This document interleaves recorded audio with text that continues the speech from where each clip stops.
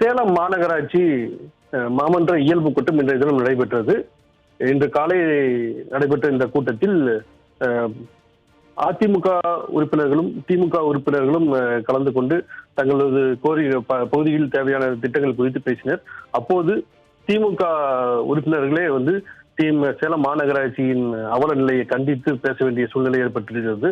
நம்ம ஏதாவது குறிப்பிட்டு சொல்ல வேண்டும் என்றால், சேலம் மாநகராட்சி 26வது வார்டு திமுக கவுன்சிலரும் சூரமங்கலம் மண்டல குழு தலைவருமான SD கலையமுதன் அவர் பேசும்போது, தனது பகுதியில் முடிவு பெறாத திட்டங்கள் ஏராளமாக இருக்கிற நிலையில் அந்த திட்டங்கள் அனைத்தும் முடிக்கப்பட்டுள்ளதாக அதிகாரிகள் கணக்கு காட்டி இன்றைய தினம் இந்த மாமன்ற கூட்டத்தில் அஜெண்டாவில் வைத்துள்ளதா என்று அவர் குற்றம் சாட்டியிருக்கிறார்.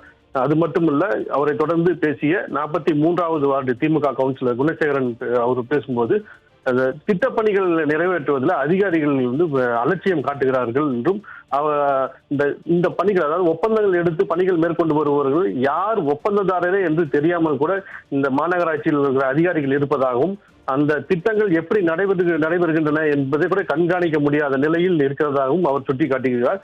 அது மட்டுமல்ல, இது போன்ற நிர்வாக சீர்கேடு காரணமாக திட்டங்கள் குறிப்பிட்ட காலத்தில் முடிக்கப்பட வேண்டிய திட்டங்கள் கூட பல ஆண்டுகளாக இழுத்தடிக்கப்பட்டு வருகிறது என்றும் அவர் சுட்டிக்காட்டியிருக்கிறார்.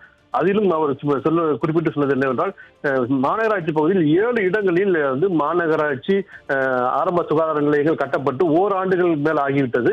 ஆனால் இது இன்று வரையும் அது திறக்கப்படாமல் உள்ளது என்றும், இதை அதிகாரிகள் என்ன செய்து கொண்டிருக்கிறார்கள் என்பது தெரியவில்லை என்றும் அவர் சுட்டிக்காட்டியிருக்கிறார்.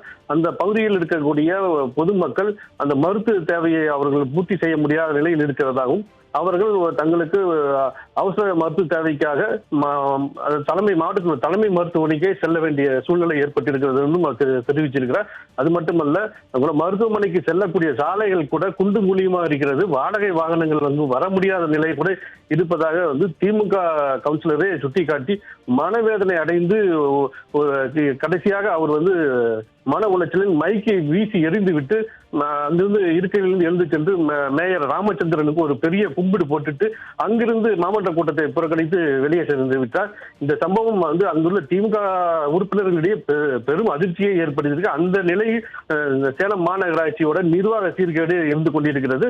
அது மட்டுமல்ல, இந்த கூட்டத்தை அதிமுக உறுப்பினர்களும் புறக்கணிச்சிருக்கிறார். ஏனென்றால், அதாவது மாநகராட்சி பகுதிகளில் பாதாள சாக்கடை திட்ட பணிகள் செயல்படுத்தாத இடங்களில் கூட அதற்கான வரியை வசூலிப்பதாக குற்றம் சாட்டியிருக்கிறார்கள். இதனை குறிப்பிட்டு அதிமுக உறுப்பினர்கள் மாமன்ற இயல்பு கூட்டத்தை புறக்கணிப்பு செய்து வெளிநடப்பு செய்திருக்கிறார்கள். இது காலையில் நடந்த நிகழ்ச்சி. இதனைத் தொடர்ந்து மதியம் சேலம் மாநகராட்சியோட 2025-26 ஆண்டுக்கான வரவு செலவினங்கள் அடங்கிய நிதிநிலை அறிக்கை வெளியிடும் கூட்டம் நடைபெற்றது. இந்த கூட்டத்தில் கலந்து கொண்ட அதிமுக உறுப்பினர்கள் பேசும்போது, இந்த நிதிநிலை அறிக்கையில மாநகர மக்களுக்கு தேவையான எந்த திட்டங்களுமே அறிவிக்கப்படவில்லை என்றும், கடந்த நிதிநிலை அறிக்கையில் அறிவிக்கப்பட்ட திட்டங்களை நிறைவேற்றுவதற்கு எதுவுமே நிறைவேற்றப்படாமல் அந்த திட்டங்களை இந்த ஆண்டு நிறைவேற்றுவதற்காக அரசுக்கு பரிந்துரை செய்யப்படுகிறது என்றும் அவர்கள் குறிப்பிட்டிருப்பதாக சுட்டிக்காட்டியிருந்தார்கள். அது மட்டும் இல்லாமல், வரி இனங்கள் தான் அதிகமாக ஒவ்வொரு செயலிலும் மாநகர மக்கள் மீது வரி சுமையை அள்ளி குவித்துள்ளதாக அதிமுக உறுப்பினர்கள் குற்றம் சாட்டியிருக்கிறார்கள். இந்த போன்ற காரணங்களை எல்லாம் சுட்டிக்காட்டி அதிமுக உறுப்பினர்களும் இந்த தினம் கருப்பு சட்டை அணிந்து நிதிநிலை அறிக்கை கூட்டத்திலும் பங்கேற்றிருக்கிறார்கள். மாமன்ற இயல்பு கூட்டத்திலும் பங்கேற்றார்கள். அவர்கள் வெளிநடப்பு செய்யும் போது இந்த தினம் வெளியிடப்பட்ட நிதிநிலை அறிக்கையை கிழித்து எறிந்து விட்டு அவர்கள் வெளிநடப்பு செய்ததால் அங்கு பெரும் பரபரப்பு ஏற்பட்டுள்ளது. உமேஷ்.